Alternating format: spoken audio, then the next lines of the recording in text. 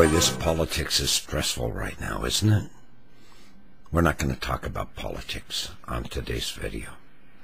Instead, I thought we'd talk a little bit about talk radio. That's really what makes me breathe and live. That's my favorite thing, and I'm sad that I can't do it, because you can't see what I really do, because a forum doesn't work out here with the video and everything, at least on YouTube, because I need the interaction with the callers. Because in comedy, I do better with improv stuff than I do scripted stuff, though I can do that after a lot of practice. But I think in talk radio stories we don't cover enough stories about producers. Now, they don't get the awards in broadcasting like the host does, and that's sad, because they should. I just thought I would tell you a few quick stories about producers that I've had over the years and how they've helped and amazed me. Producers are normally younger. A lot of them fresh out of college. A lot of neat ideas. When I first started in Portland, I had a producer named Steve. And this caller calls into the show. Oh, and he used very bad language. The airwaves were almost like blue. I said a bad word back to him because he had used so many bad words. I just thought at this point a bad word would fit. Besides that, heaven knows I've got a delay. I'm safe. So on the air, assuming it's all going to be cut out, I said, you did cut that off, didn't you, Steve? And I went on with the show. We take a commercial break, and I can just tell by looking at Steve that something's not right. And I said, Steve, you did get that off the air, didn't you? And he looked at me. And he said, yes. But that wasn't very convincing.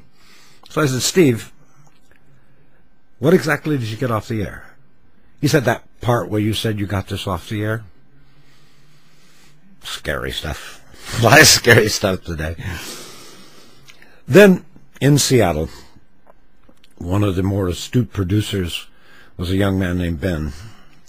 He was, in fact, executive producer for a major radio station in a major market, and he was about 18 years old. Pretty remarkable boy. During the Iran affair with the hostages back in the... that was back in Carter's administration. And God, that was a long time ago. Anyway, somehow, producer Ben had come up with a private number that the hostages had where their families could call them while they were hostages. Kind of bizarre. I've never heard that ever told. But Ben had the number. And every day he had the producing staff calling that number. And they would say stuff like, you American slime, you garbage, we will not talk to you! And they would hang up. And occasionally they would say, you American slime, you garbage, don't take this personal, it's not you I dislike, it's your country that bothers me. And they would hang up. One day, and not during my program, but the program of Laura Hall, one of the producers calls this number in Iran. And a little kid answers, about 14. And the producer says, because the kid had just said, American slime, do you want to talk? And the producer said, yeah, we're just a little radio station in a small town, Seattle. Could we talk with one of the hostages? Of course, there's silence on the other end of the phone for a few moments. Lo and behold, the Sade Affairs, the head of that embassy, was put on the phone. And they said, there's only one condition. You mustn't talk to him about politics. Ben's producing staff managed from the Seattle radio station, a little one, to have a hostage on the air with one of our announcers. It was not me, it was Laura Hall. It was the only time during that hostage affair there was communications with those hostages on a broadcast station. And of course, Laura, stellar broadcaster, talked for about 2.5 minutes and asked the question, "You heard about the presidential election, right?"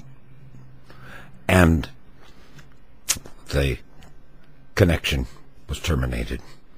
But it made world news. That's what producers can do. And then Danny, one of my favorite people and favorite producers of all time, we're at a listener picnic. Danny was about 18, I think, at that time. And we were leaving, getting back into a limousine to leave. And an old man came up to me. And I could tell by his looks that this wasn't going to be a friendly conversation. Why, that old man, he took a swing at me. And Danny, who was standing maybe 10 feet away, it was as if he flew. And he blocked that man's fist so it didn't hit me. Producers saved me off the air as well as on the air. And then Billy. Gotta mention Billy. Towards the end of my career came a kid who'd been a skateboarder, and he was still sort of a skateboarder. My favorite memory of producer Billy was that he talked like a skateboarder. The governor of the state was the guest in the studio. And Billy came in with the governor during the commercial break, looking as mature as a skateboarder could look who had this prestigious job. I shall never forget the words that Billy spoke. "Jerry, this is the governor. Governor, dude, you sit right here." The governor looked at me.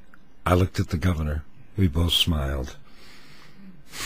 Producers are so important to making a talk show work, if you will excuse me.